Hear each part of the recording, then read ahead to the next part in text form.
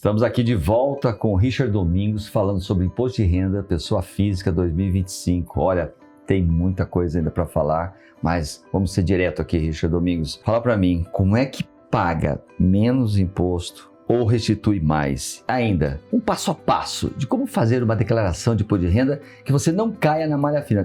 Todo mundo tem medo de cair na malha fina. Esse leão aí, ele morde, né? Morde. E também algumas mudanças que você acha importante estar trazendo aqui nesse nosso bloco aqui da educação financeira, que leva diretamente ao movimento financeiro das pessoas, dinheiro que entra, dinheiro que sai. Vamos aí, vamos tentar achar uma linha de pensamento que fique aqui para as pessoas falarem assim, uau, entendi. Legal.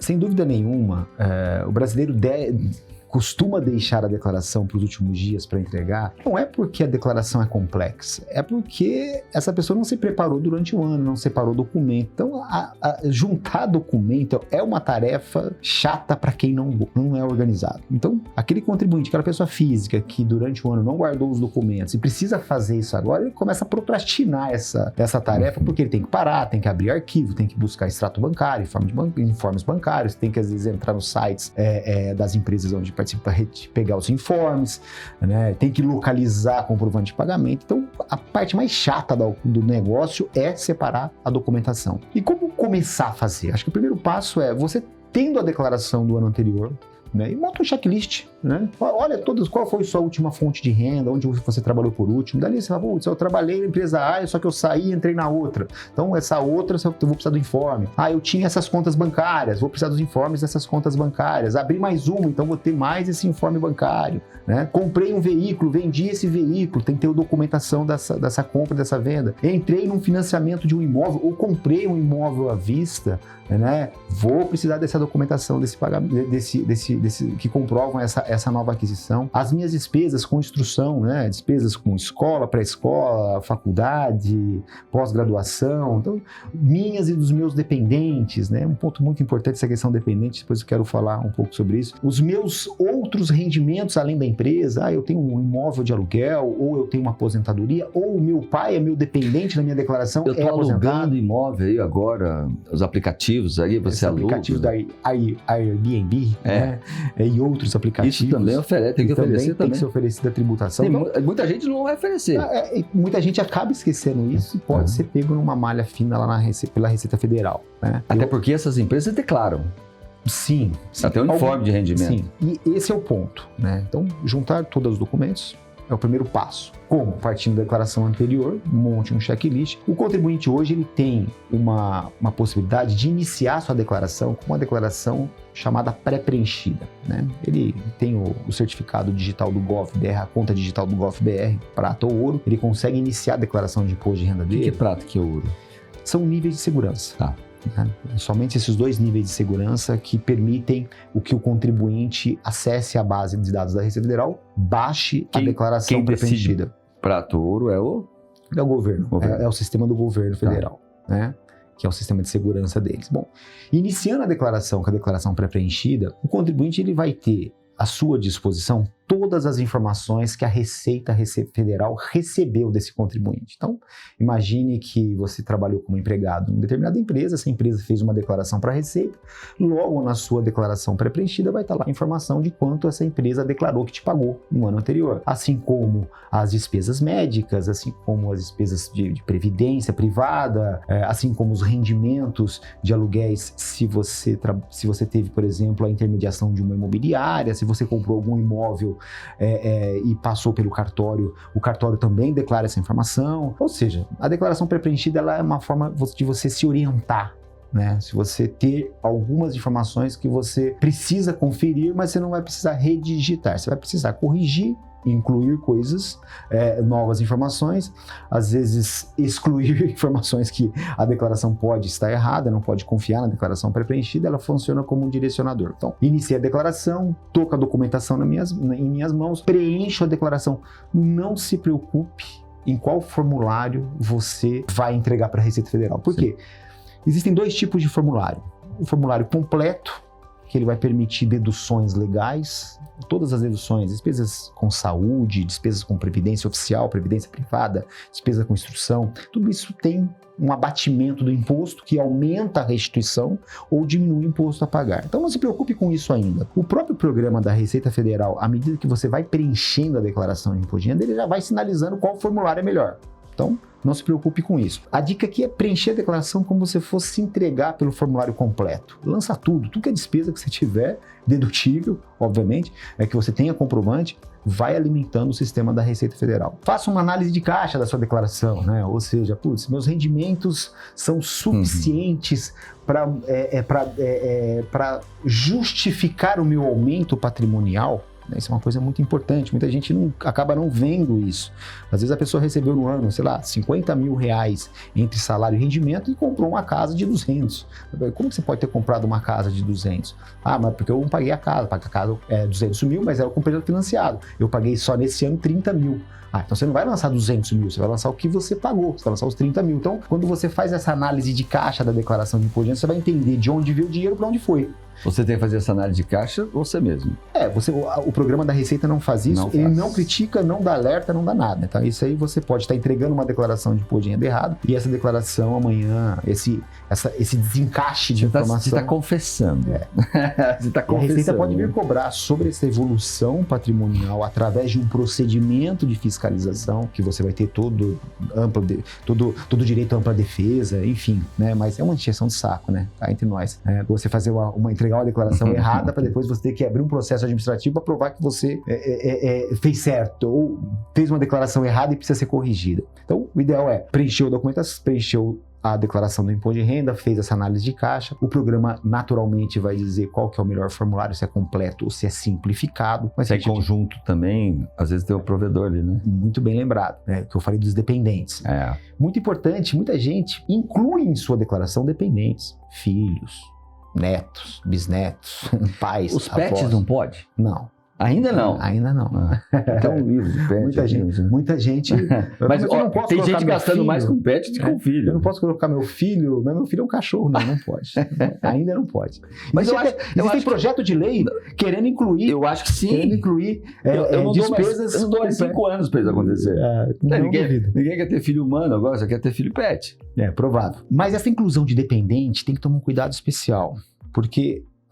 o contribuinte, quando ele inclui na sua declaração um dependente, ele necessariamente está juntando as duas declarações. E ao incluir esse dependente na sua declaração, você tem que incluir não só as despesas desse dependente. Acontece muito, vou colocar meu filho porque eu vou abater R$ 2.272 lá de despesa com dependente e vou abater a assistência médica que eu pago para ele, vou abater a escola que eu pago para ele, vou abater as despesas médicas, dentistas, a previdência privada, se ele contribui para a previdência oficial, né? Enfim, só que ele esquece do mais importante. Ao incluir um dependente, ele também tem que incluir os rendimentos desse dependente. Às vezes esse filho está cursando, está estagiando e esse rendimento é tributável. É um jovem aprendiz, não importa. Às vezes ele inclui o pai, um avô que é aposentado, esquece de lançar aposentadoria. E muitas vezes, ao incluir a sua declaração de imposto de renda, os rendimentos, ao somar todos os rendimentos seus e mais os seus dependentes, né? Ainda que haja algumas despesas dedutíveis, faz com que você acabe pagando mais imposto. Então tem que tomar um cuidado muito especial. Reinaldo, aqui é um ponto que eu vou te falar, 27% das declarações de imposto de renda são retidas à malha por omissão de rendimentos. E a grande massa é de dependente. São dos dependentes. Né? Ele declara, mas... Ele esquece da renda desse dependente. Ele esquece da renda. Né? Por isso que é importante, ao declarar um dependente, fazer essa análise que você falou. Será que é vantagem eu entregar com o dependente ou sem dependente? Faz as duas. Faz uma declaração com o dependente, faz uma declaração sem dependente. Vê a declaração que melhor você vai se beneficiar financeiramente.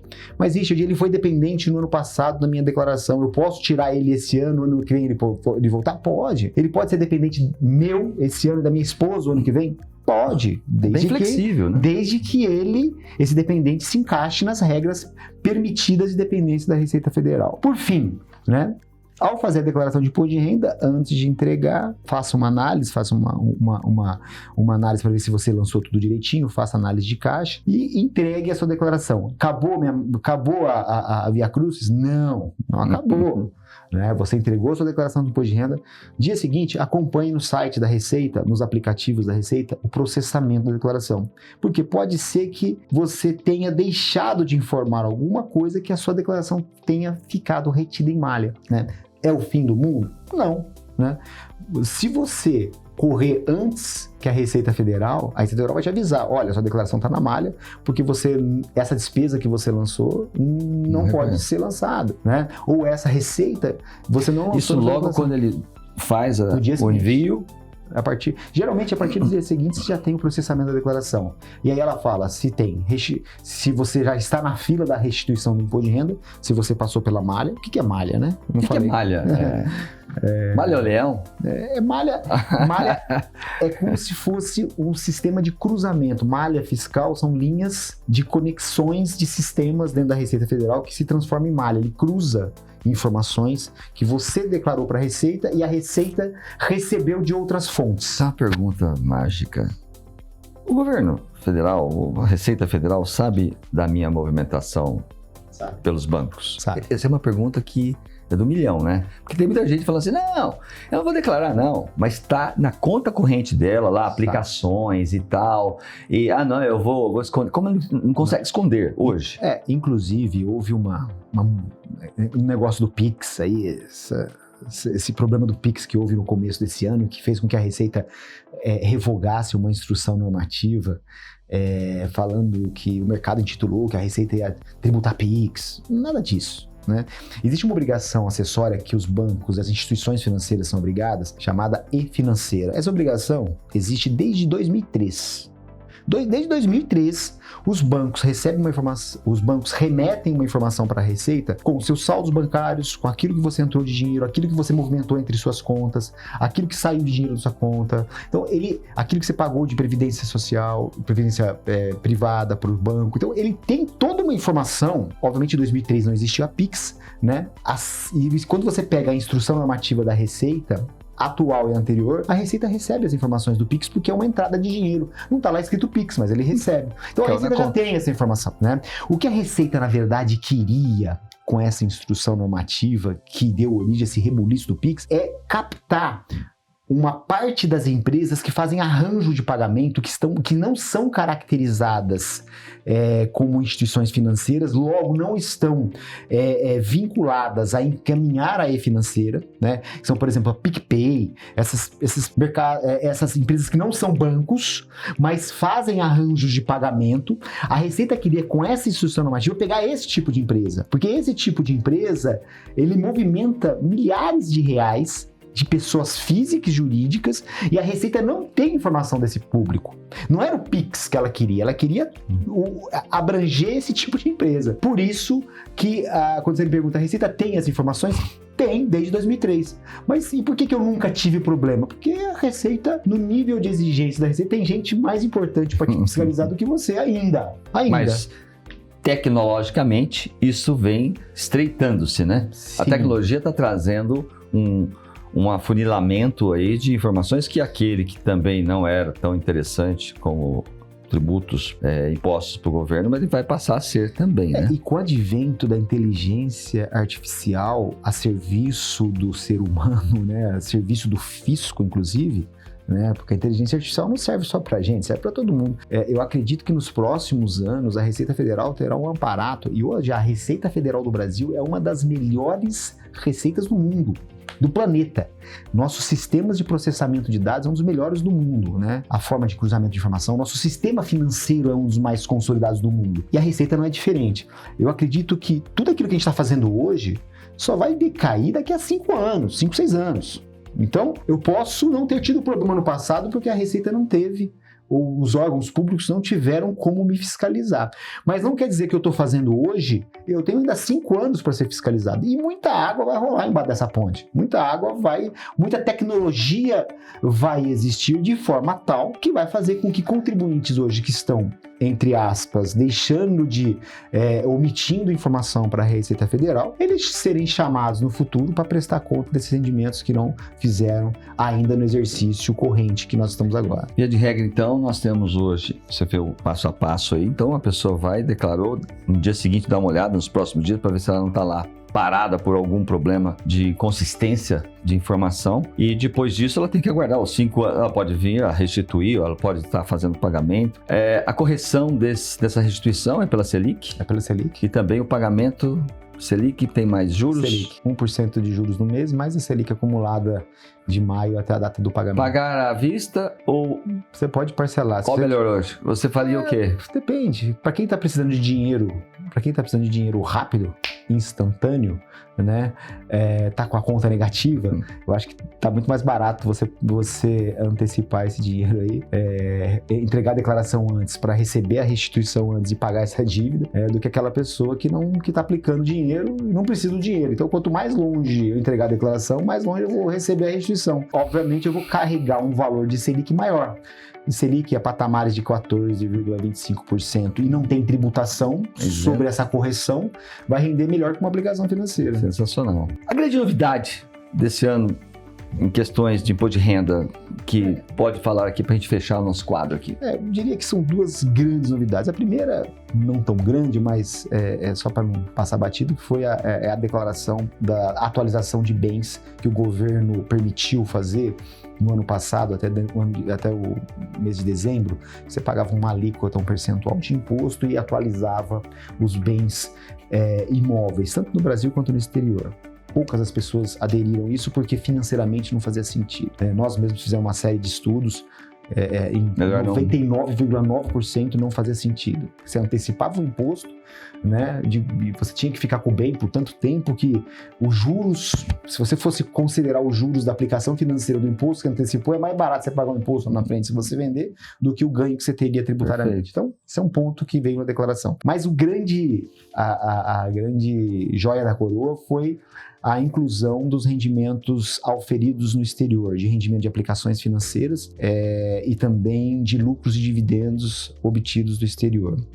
Isso advém com a lei das offshores, a tributação de aplicação financeira no exterior 14754, instituída lá em 2023, que tirou o diferimento desse tipo de empresa. Então, e com a popularidade de você abrir uma conta digital em qualquer lugar no mundo hoje a pessoa abre uma conta em dólar em qualquer lugar e aplica.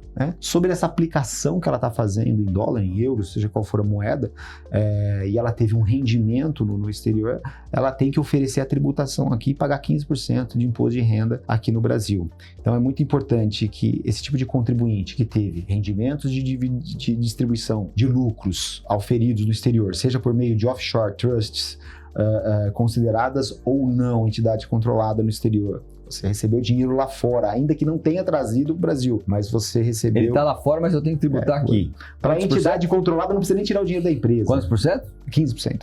15%? 15%. Para a entidade controlada, você não precisa nem tirar o dinheiro da empresa, Basta apurou o lucro na companhia, você vai pagar 15% aqui no Brasil. Para empresas normais que não são caracterizadas entidade controlada, por exemplo, tem uma empresa nos Estados Unidos que não é um paraíso fiscal, eu tive um lucro na empresa, mas esse lucro eu só vou pagar quando eu distribuir. Então, tem umas regras específicas. Mas isso vai afetar pequena parcela da população. A grande parcela que vai ser afetada é aquela pessoa física que abriu uma conta digital num aplicativo, num banco digital e fez uma aplicação financeira, por exemplo, no exterior. Comprei ETF do governo americano, comprei ações da Apple, comprei ações da Dell, ganhei dinheiro, vendi. Enfim, esse rendimento auferido fora do Brasil, terá que ser calculado pelo próprio contribuinte. A pessoa física vai ter que calcular o seu ganho de capital, os lucros de dividendos referente a essa ação, ou os juros creditados de um eventual bonds que ela tenha tenha aplicado no exterior e vai ter que lançar na declaração de imposto de renda e pagar 15% agora até dia 30 de maio. Uau, pode parcelar também. Pode. Esse imposto ele vai somar ao imposto devido à declaração, ele vai abater do imposto, ele vai abater da eventual restituição que você tenha, né?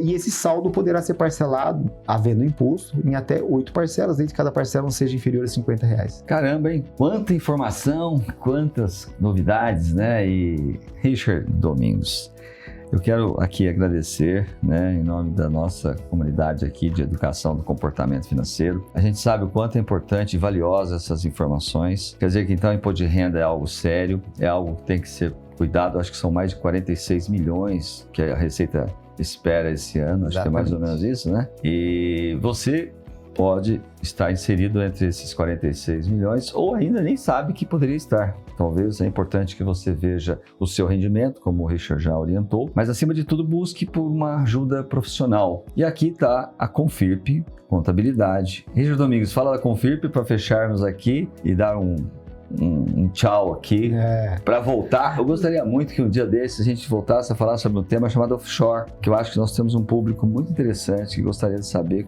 quando abrir um offshore, como é que é isso, né? E outro tema importante também, que eu acho muito relevante, é uma hold, né? Quando eu devo materializar por meio de uma empresa todos os meus bens ou não. 2 temas que eu gostaria de trazer. Você topa? Topo, tá topado. Tá topado? Richard, Confirp, fala aí um pouco como é que vocês, eu sei que você tá em Globo, Bandeirantes, você tá em todas as redes, né? E você tá aqui nesse espaço da educação financeira de Vera Vista, e é uma honra para nós trazer você aqui. Eu sei que a sua agenda é muito complexa, mas a gente fica muito feliz de ter você aí como encabeçando na minha doce, humilde informação aqui e declaração. Eu falo que você se tornou um dos grandes players. Você está entre os 5 melhores contadores dentro do mundo contábil. A Confirp está dentro disso também. Orgulho de ter você liderando toda essa linha de frente. E dá um abraço em todos da Confirp também, mas fala aqui, como acha o Richard Domingos, como acha a Confirp, como é que é isso, redes sociais e tudo mais. Primeiramente, quero agradecer, Reinaldo, o pessoal, o time todo, a equipe maravilhosa aqui do Dia à Vista. É um grande prazer estar aqui com todos vocês, contribuir um pouco com essas informações. Isso faz parte do nosso dia a dia, não tem nada aqui de diferente, mas a nossa audiência que quiser saber um pouco mais sobre esse assunto de imposto de renda da pessoa física, sobre offshore, sobre também holdings patrimoniais, sobre o que virá com esse projeto de lei 1087 que vai implementar a isenção do imposto de renda aí para quem ganha até R$5.000, sobre imposto de renda pessoa física mínimo de 10%, que se passar desse projeto de lei vai valer para quem ganha acima de R$600 mil a partir do ano que vem. Uau, hein? Também sobre aspectos da reforma tributária. Olha, assunto não falta. Não falta. E todos diretamente relacionados a você. Não pensa que isso está fora, não. De alguma forma você vai ser pego nesse emaranhado de tributação aí que o governo quer porque quer implementar no Brasil. Alguns justos, outros nem tantos, mas o campo de jogo está igual para todo mundo. Então aqueles que querem saber um pouco mais sobre esses assuntos podem entrar em contato com a gente através do nosso site, que é o www.confirp.com, ou através das nossas redes sociais, @Confirp Contabilidade. Aí nós estamos no Instagram, Facebook, TikTok, enfim, todas as redes que a gente participa. Fazemos questão aí de auxiliá-lo no que for necessário, não só na sua pessoa física, mas também para a sua vida empresarial. E também soma isso a Gestão em Foco, que é uma revista já de muitos e muitos anos, que traz muitas novidades. Tem o Grupo Alliance, né, que trabalha fortemente com tantas informações. É um grupo de empresas sérias que se indicam e se completam dentro desse universo contábil, que esse ecossistema contábil. Então, queria agradecer mais uma vez. Obrigado, dar um abraço a todos da Confirp. Tenho certeza que você está imbuído aí com o imposto de renda bastante intenso, né? Bastante informação lá, e que os seus clientes, principalmente os nossos clientes, os nossos amigos, não caiam na malha fina. Não caiam na malha fina. Eu sei que é muito difícil. Os impostos de rendas que a Confirp faz é um imposto de renda extremamente sério, Dificilmente nós tivemos problemas nos últimos 38 anos, já vai para 39, hein, Richard Domingos? Sim. 39 anos de Confirp, vai ter uma baita festa com 40 anos. Vai. Tô sabendo aí que vai ter um movimento aí e tudo mais, mas eu agradeço a sua audiência aqui conosco, espero ter você com a gente outras vezes. Richard, obrigado. E que a gente continue levando a informação, a educação, porque a educação fiscal agora se faz muito necessária. Então, educação fiscal, educação financeira, quando nós estamos falando de educação, é muito bom para todos nós. Então, até o próximo encontro e obrigado pela sua audiência.